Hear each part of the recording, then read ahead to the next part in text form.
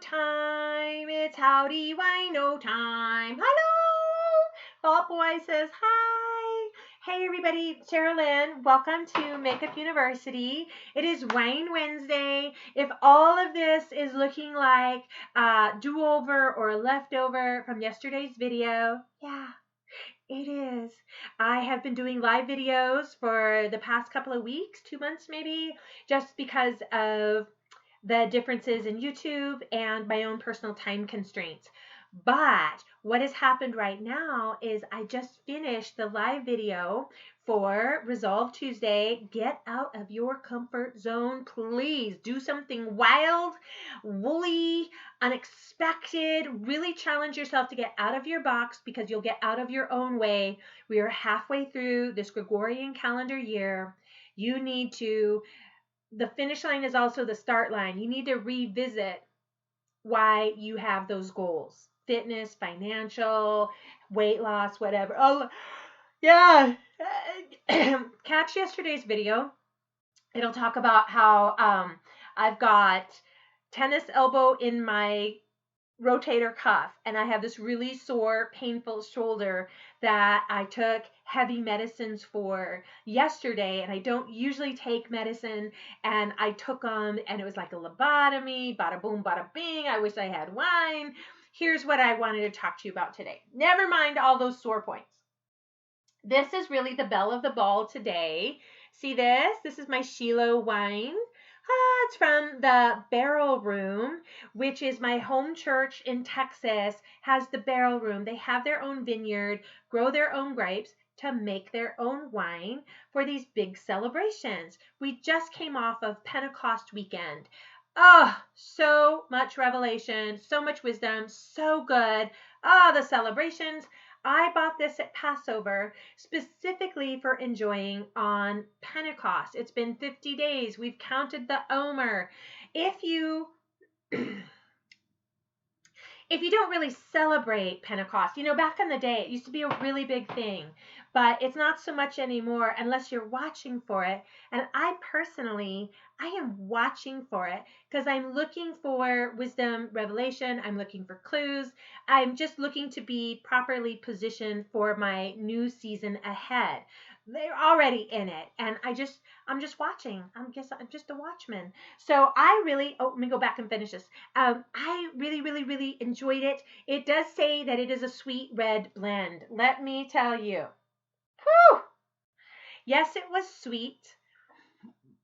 And it was, I liked it. I probably really liked it just because I've been there. I've seen these vines. I've seen these grapes. I've been in the land. It's possible that I just love it because of that. And also because it was such a beautiful way to mark from Passover to Pentecost with a wine from my home church. And I really liked it. Yes, it was sweet. Normally, it was sweet, but it was thick. I mean, the grapes are just so meaty. And I just felt like when I was tasting the sweetness of that wine, I'm like, oh, I'm tasting the sweetness and the goodness. That Israel Prayer Garden there in Texas is award-winning, phenomenal. You can buy these online, but there was a very small batch, so they may or may not have any more. Yeah. Good stuff. Okay. So getting ready to go out. I'll be doing some shopping this week, and I need to pick up some wine. So if you have a recommendation, $10 please, let me know. And speaking of $10 wines, I'm going to talk to you about this, but I want to tell you about my mom had her first $2 chuck. I was telling her about it, and I just got home from Studio City, and I bought her a bottle there, and she said, oh, it's kind of, and I said, I know, and I told her the whole story, what I think is the rumored story about Charles Shaw and his wife built the wine business. They got a divorce, and in the divorce, she would get half of all the wine proceeds, and he didn't want that. So instead of selling it at like a $10 bottle, he sold it for $2. And that's how Trader Joe's got the $2 chuck. But then just due to inflation, production costs, it went up to $2.99. So it's $3 chuck. We still just call it $2 chuck. And I personally think You know what? For a $3 bottle of wine, sometimes that's the budget. And when I just traveled out to Studio City, yeah, I had a tight budget. And so I had the $2 chuck. I had one for me and my friends, and then I got one for mom. She tried it. She said, yes, if I was on a budget, okay, maybe for making sangria, or yeah, she's like, maybe once is enough. I'm like, I understand. I understand. So anyhow, mom had the $2 chuck. I also got her a bottle of the Shiloh. You know what? Some people say Shiloh, some say Shiloh. Potato. I say Shiloh. Anyhow, she liked hers. She said the same thing, that it's definitely sweet, okay? And I didn't have it with my meal. I would have it afterwards and just enjoy as I was watching a show and watching the replays from Israel from their big Limitless Glory celebration. So good times with the Pentecost wine. And I wish I would have bought 2 bottles for myself, because I really thought, oh, it would be nice to keep this from now until next year. Wine never lasts that long. And it's a miracle that bottle lasted 50 days in my house. But I introduced this to you. I've Nero d'Avola. Nero di Avola Classico Vino Siciliano, 13% winemaker selection. Let me show you real close. This is from the Lake Havasu Walmart, and it was $10 and change. So it's right at the mark of what I buy for wine.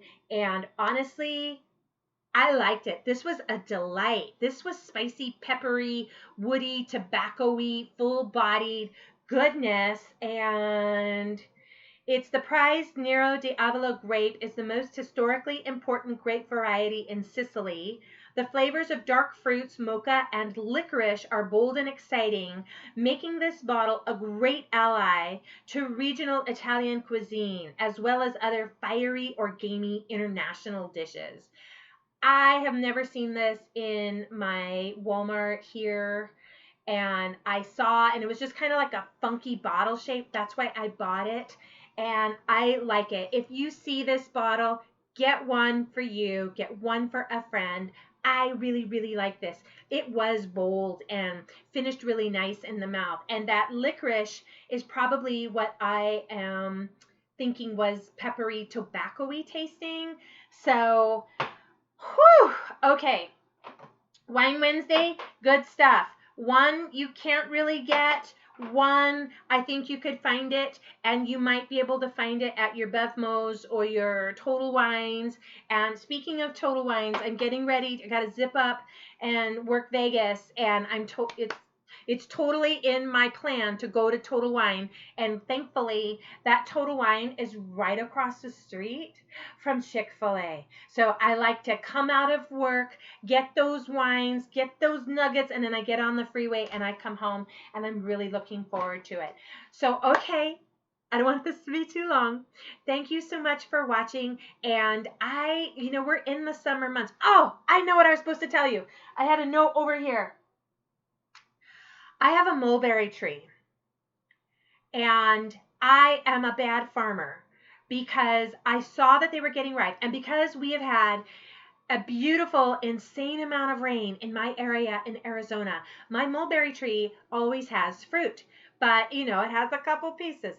This year, I noticed it. Bing, just so you know, the moment you see the fruit and it's starting to ripen and fall with a mulberry tree, you're supposed to put a sheet out on the ground. Oh, I can't even lift my arm.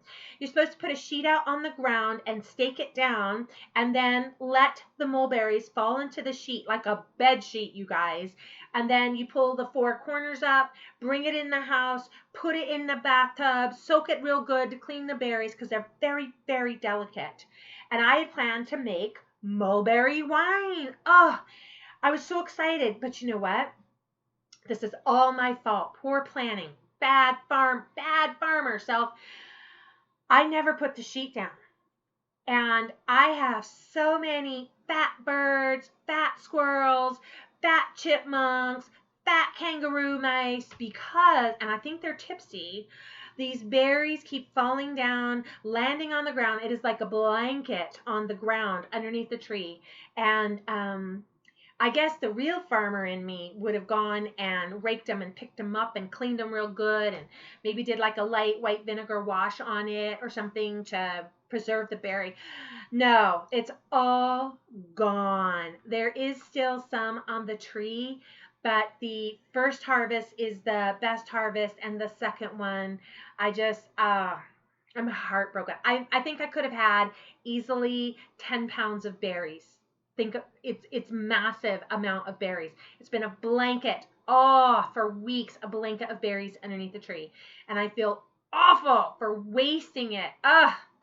So this brings me to my last point before this gets too, it's already long. Okay, well, let me tell you. I am going to try something. So I've always wanted to make my own fruit wine. I've never done it. The internet makes it look like it's really complicated. I don't know how, thank you, people who do it, because Anyhow, neighbor has left for the summer. They're like, it's too hot. Bye. They said, go get the fruit off the trees. So I have all of these peaches. Now, they're not the Franken peaches that you get in the grocery store. They're just these little bitty, like 2 inches peaches. And I got a whole box, like a huge box of peaches. And I like the peach, but I don't like to like bite it because of how the texture of the hairy skin feels. Okay, I'm a texture girl. I don't like the texture of it, but I like the fruit of it. So if you would please pick it fresh, wash it, skin it, and give me some lovely slices. Yes, I want to eat it, but I don't have time for that either. So what I've done and what I'm working on this week is I'm going to do peach infused vodka, but I'm taking that one step more and I'm doing peach tea vodka. It's a 2-step process. I've got to soak all this fresh fruit, which I've already cleaned it, pitted it. It's in a bag ready to go. I need to get the jar, airtight jar, and stuff all the fruit in. I think it's a cup of sugar, which I'm like, ugh, that's a lot of sugar. And then vodka. Somebody said use Everclear, and I'm like, I'm not in high school. I don't drink Everclear anymore. And so put the liquor on the peach, put this in the refrigerator like 2 to 3 days, shaken and juven it, jigga, jigga, jigga. And then you take that out and then you steep black tea bags in that mixture. Now strain it all out and you now have peach tea vodka. And then I'm going somewhere with this. I'm going to mix it with lemonade so that I have a spiked Arnold Palmer with a peach flavor. I'm so excited. I'm gonna get this done. Yeah. Okay, so stay tuned for that. And I'm still on the hunt. If you see Bud Rita Cherry Limeade, I want to try it. I have got to try this.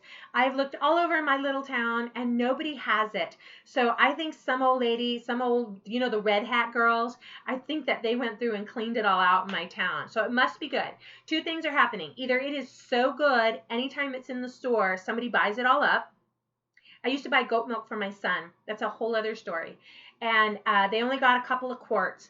And I know how important it is. So I would buy mine and leave one in case there was that mom who came along desperate for milk and there was one goat milk. And then sometimes I'd go and they'd have none and leave some for somebody else. Whew. Okay, this got long. I just saw the time. Well, sorry. And why the weirdness with the hair is because the shoulder hurts so bad. I had to do my hair and my makeup with my left hand. And, okay. Hey, everybody. Like Volt Boy says, give this video a thumbs up. Please comment what your favorite $10 wine is. If you have a super simple, 3 steps. If you have a homemade fruit wine, that's going to be like 3 steps max. None of this distilling, the distance, the temp, the champagne, none of that. Champagne yeast, I'm like, my town. I have the Amazon it. Long story short, I better go have lunch. Thank you so much for watching. I appreciate you being here. Please let me know in the comments what your favorite $10 wine is. If you have a simple step for homemade fruit wine, I would love to see that.